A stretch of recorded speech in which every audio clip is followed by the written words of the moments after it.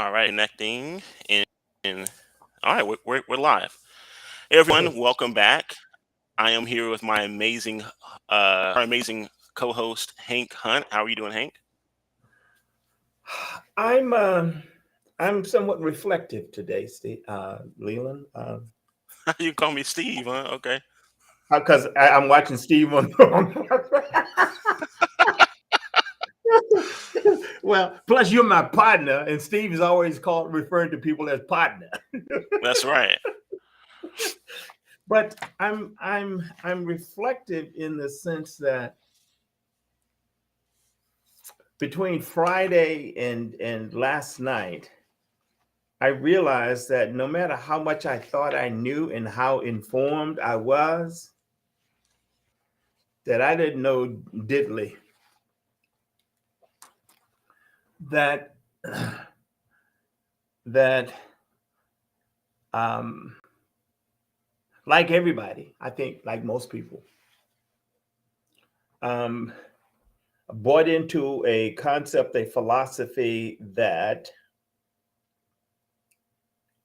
following the traditional route of life, investing, owning a home, getting a job, working for 45 years, retiring, yada yada yada yada, that would be the be all end all.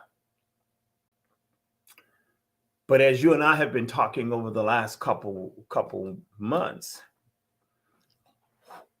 what's sinking in, because sometimes we can talk stuff, but deep down inside we may not necessarily believe what we're saying. And I admit that I am a flawed man.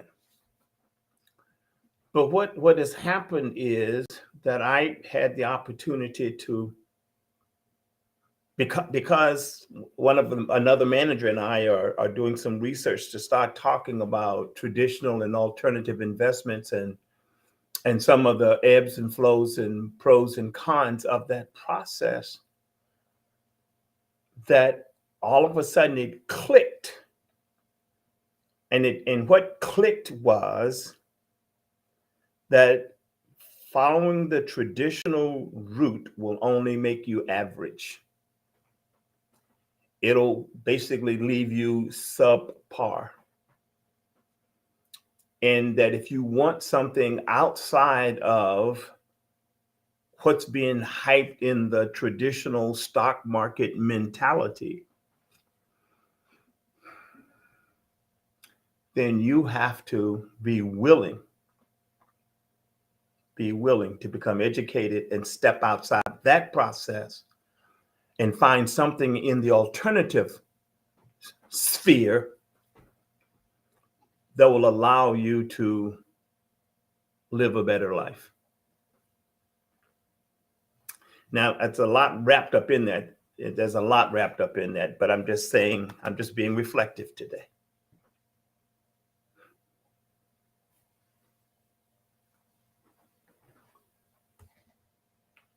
Can't hear you, sir.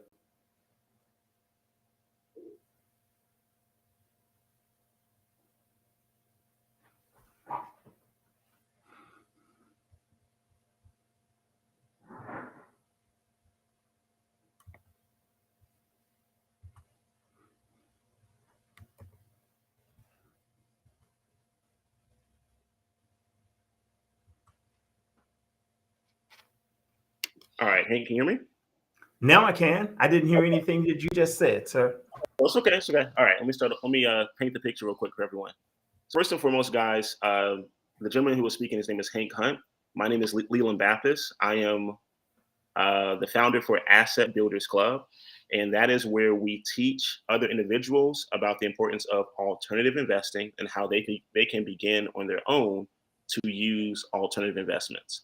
You don't have to be super wealthy to use alternative investments, and we also have at 7 p.m. on Wednesday and Thursdays a live training event on how to use alternative investments. Okay, so what Hank and I are talking about today is titled Poverty, Income, and Progress. Okay. Poverty, income, and progress. But we're going to be talking about a few things. And the very first topic is going to be Steve Harvey. And that's why Hank made a huge joke about Steve Harvey earlier. Um, earlier this week, it's kind of weird. It's kind of weird to say earlier this week, right? Because it's Monday. A couple of days ago, we were looking at a video segment where Steve Harvey was talking about how much at one point he owed the IRS. He also mentioned in that video segment I'm gonna call it a distribution of wealth, basically. He mentioned that if he received, for example, as an entertainer, $100 million, that the IRS would take about 42% of that income. He would also pay 5 to 20% of his income, and this is gross income, by the way, to a manager, attorneys, and maybe even a few other financial confidants. I'll put it that way. Mm-hmm. Whereas out of a large amount of money of 100 million, he would only be left with about 20, maybe 30% of that income at best. So what's interesting is we all can complain about things like, an entertainer not, quote unquote, being able to manage their money. And I've never thought that was the case, by the way, because it doesn't make any mathematical sense to blame a entertainer about money management. And I'm going to explain why.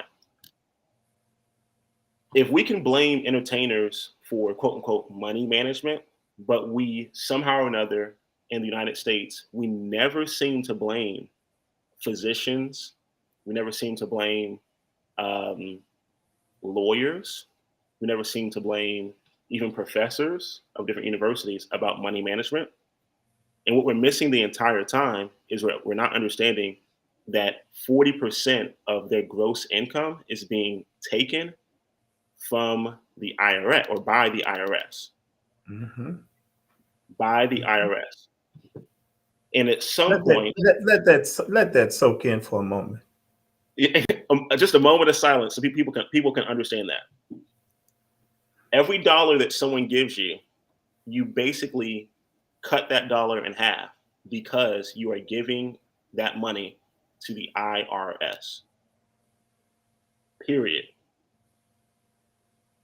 Just think about that for a quick moment. And also think about this. If the IRS is taking 40% of your check, and by the way, Hank, would you agree that if someone lives in, let's say, maybe California or New York, the state tax, because we're talking about federal taxes by 40%, correct, the state taxes may even take another 10%. So now that's truly 50%. Absolutely. Okay? Let that sink in for a moment. If your state and the federal government are taking, or I guess the IRS is taking 50% of your income, how can you create wealth?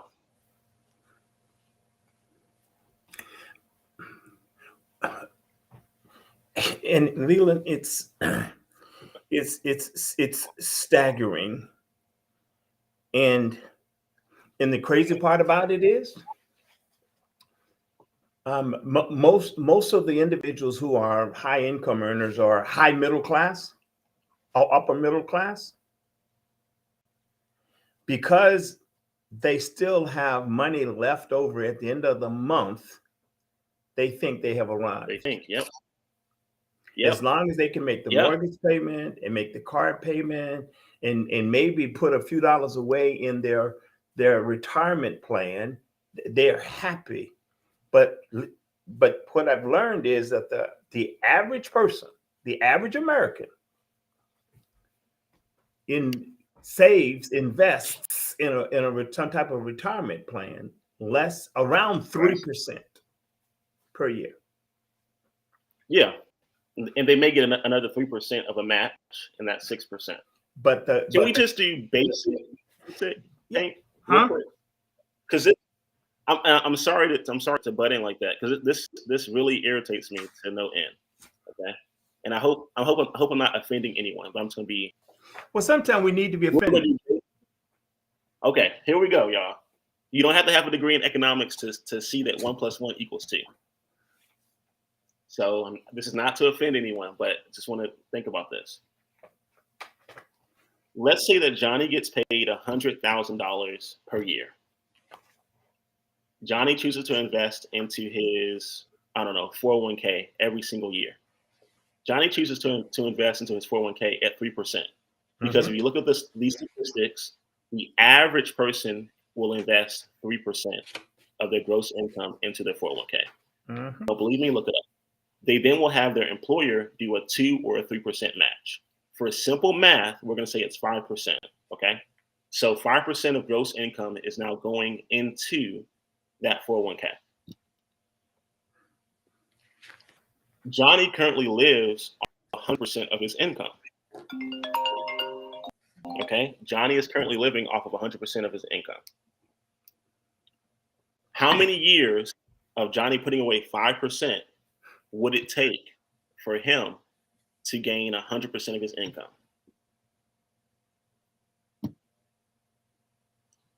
20 years, because 5 times 20 equals 100. Okay. So here it is, 100% of Johnny's income over 20 years is in a 401k account. Let's pretend that Johnny starts working for a company right out of college. So now Johnny is under 50 years old. He might be 45 or so, right? Can Johnny touch that money, Hank, at 45? Unfortunately, no. No. He can't touch it. Now, Johnny's money, if he has it with mutual funds, et cetera, it can ride up and down with the stock market, right?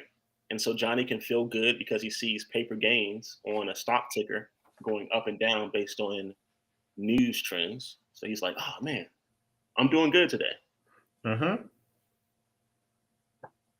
But here's the scary part. None of the gains and none of the value is actually helping Johnny build true wealth. Because the IRS every year is still taking money via taxes. Yep. He doesn't have enough alternative investments to actually hedge the taxation. If you're investing without tax benefits, it's essentially the same thing as putting a motor on the back of a boat leak. It may seem like you're going further, but in actuality, you're letting in more water.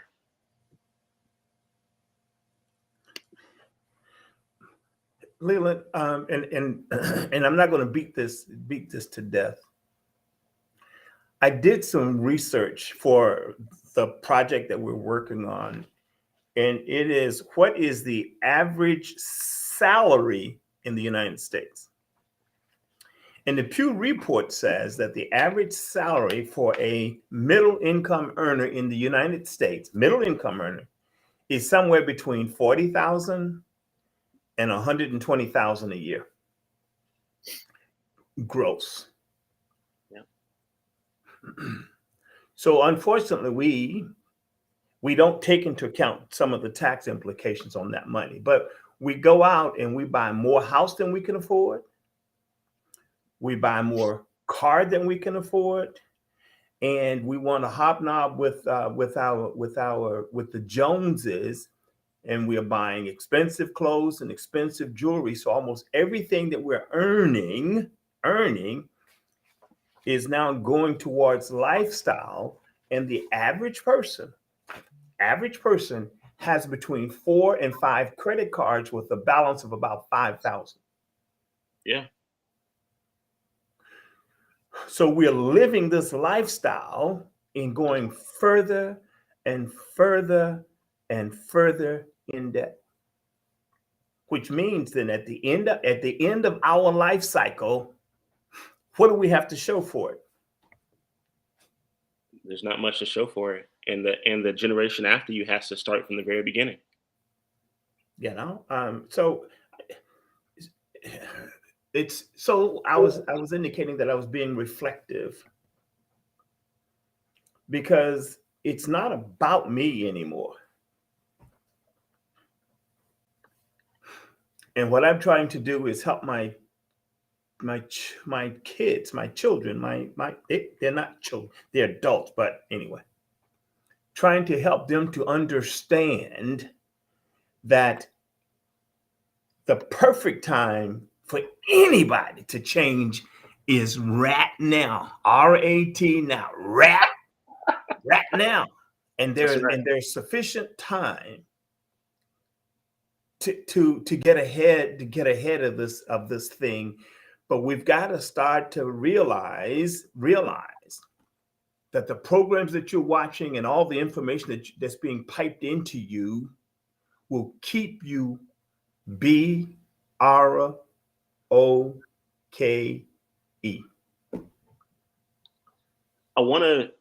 Hank, I want to add to what you're saying, and maybe we can do it in like in a pie graph.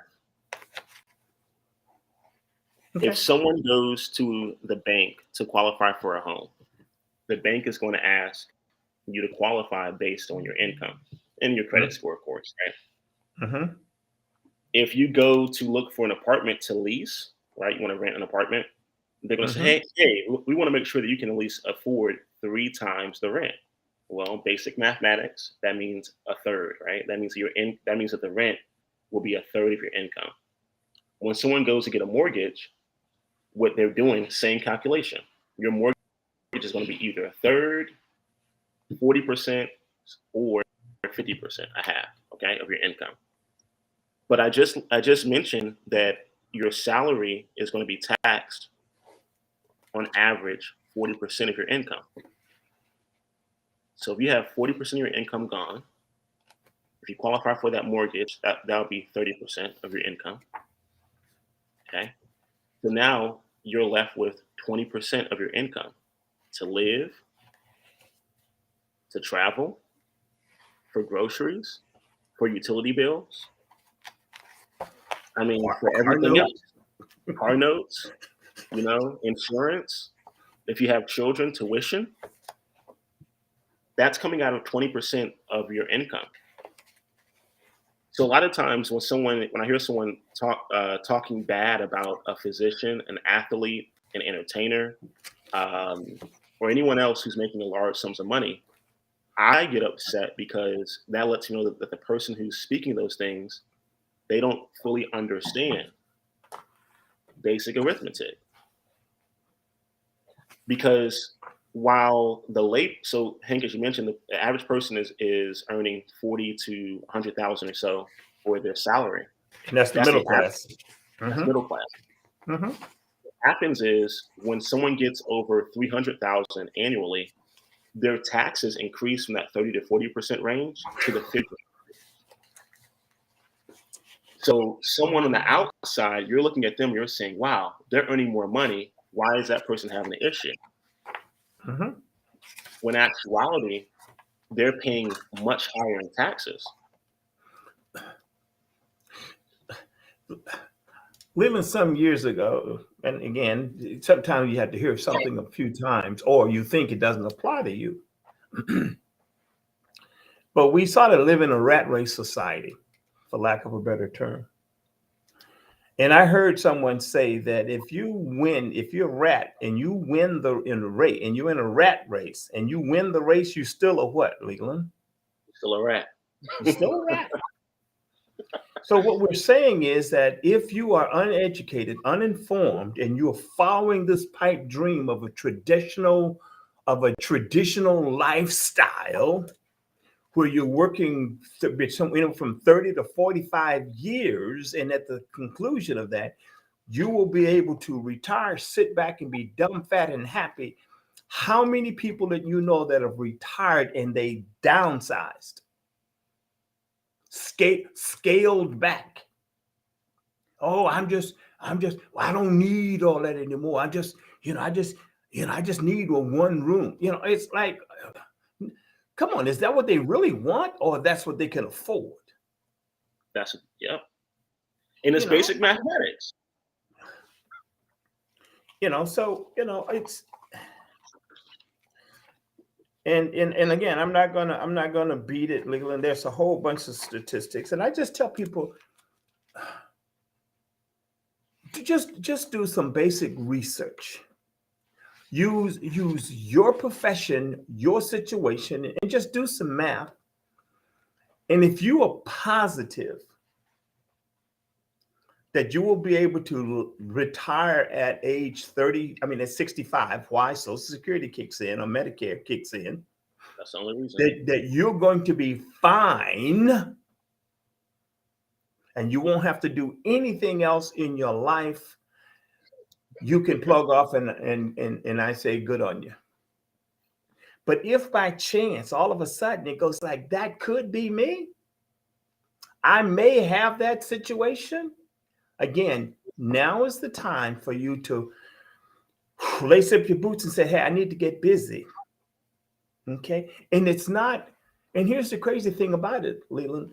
We go to school or we get a job and we've been doing it and we don't want to learn anything new or different.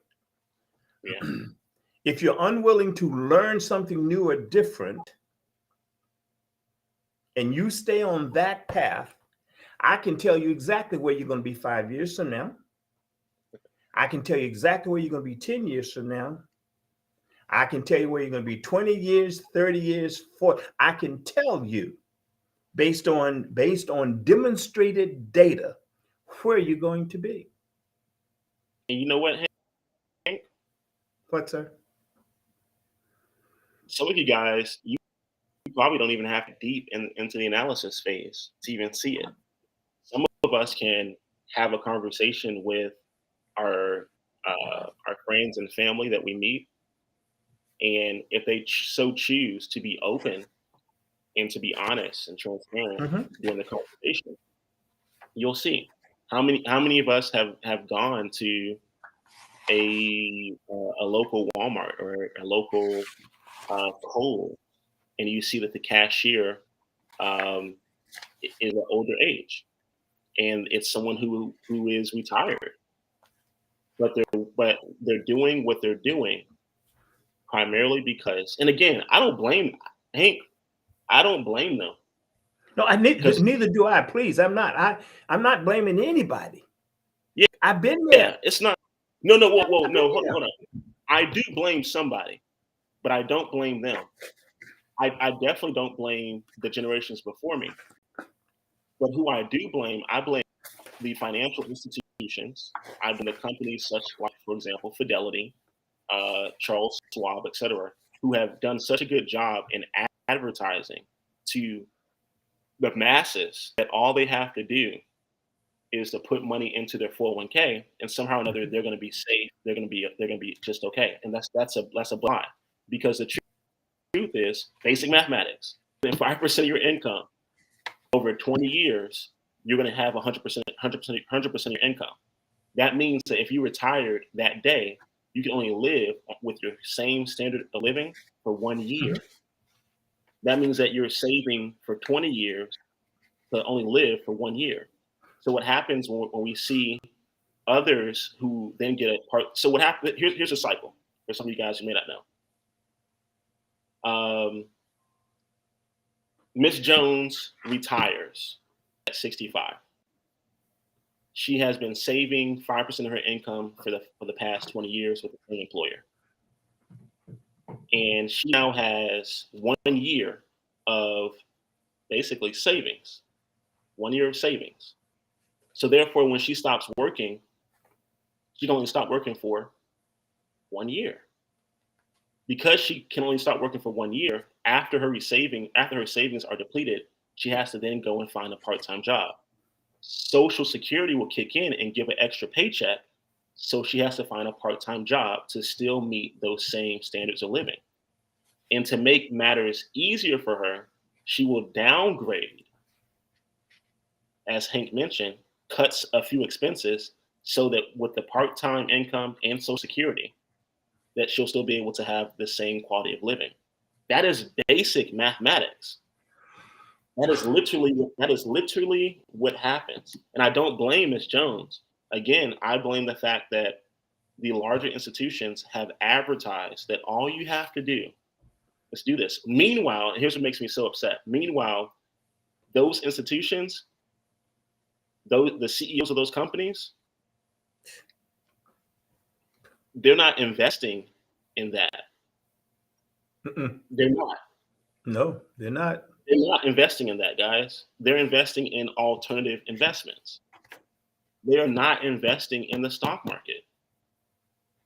They're not. Like, you got, man, just think about this, and you guys can double check it on your own.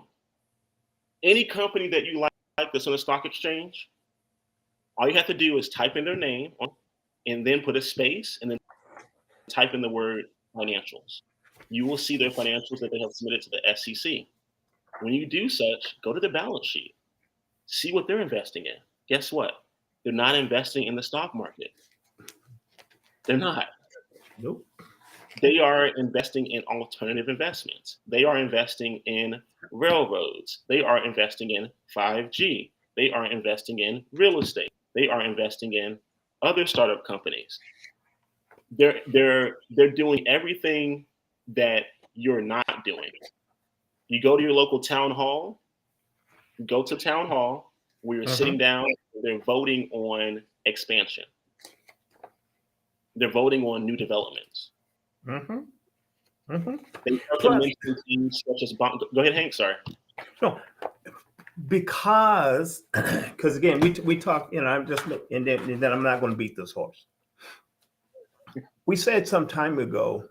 We said something that 10%, the top 10% of Americans, top 10%, wealthy, yeah, own 89% of the stock market, of the stock. So everybody else, the other 90% of folk, are chasing 11% of the market. So Leland and I were talking, and I mentioned last week I was reading an article and was talking about the most influential person in the United States. And you've heard his name, and I'm not going to mention his name to give any type of credence to the process. But on more than one occasion over the last few months, his name has been mentioned, and he talks about not necessarily taxes, but he talks about innovation. And at one time, he was worth, according to somebody, 300 and some billion dollars. So people automatically going to listen to whatever it is that he was saying. And what he was saying was to make certain that they was chasing the 11% of the stock market. Because his company is in the stock market. And we talked about Amazon doing a stock split on a 20-to-1 stock split. And Leland, you indicated that the size of the pie did not change. They just made more slices. And I think people may have forgotten that. I may not have gotten it. More slices. So if you had one share of Google, it was worth about $2,800. Now you got 20 shares, sum total of worth $2,700. Did you gain anything in that stock split? So these big guys are leading us. Have you heard of the Pied Piper? Pied Piper? And he was blowing this horn, and he had going back to rats. He had rats chasing him out of town, right? So a lot of these big guys are Pied Pipers, and we're following them blindly into the abyss or over the edge of the cliff. And I'm not talking about gloom and doom. I'm just saying that if you want better, you want to live better, you want to have more, then you've got to do more. That's all.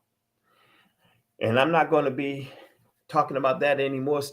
You know, sir, we're not trying to beat anybody up.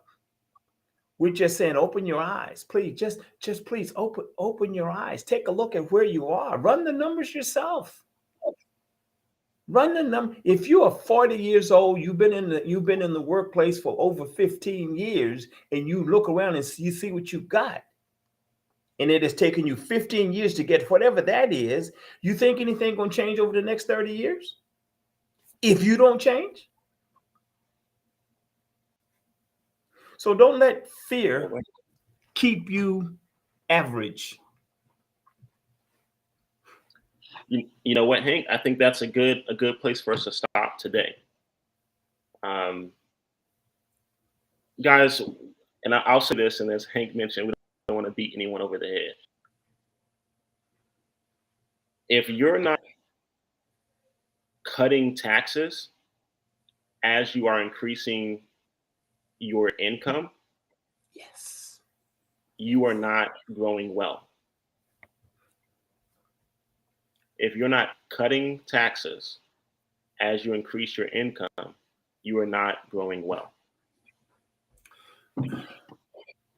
and we just want to help you. We just want you to help to get out of your own way and know that there are opportunities out there for you.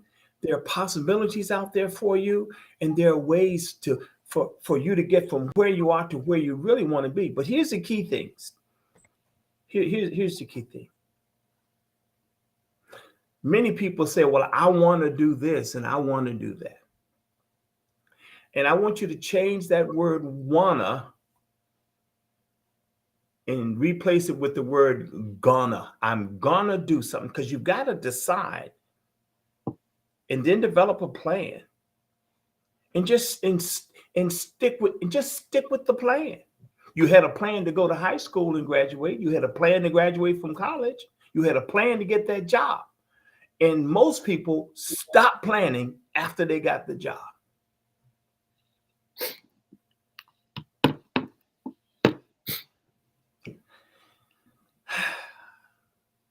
Please, I implore you, please take assessment.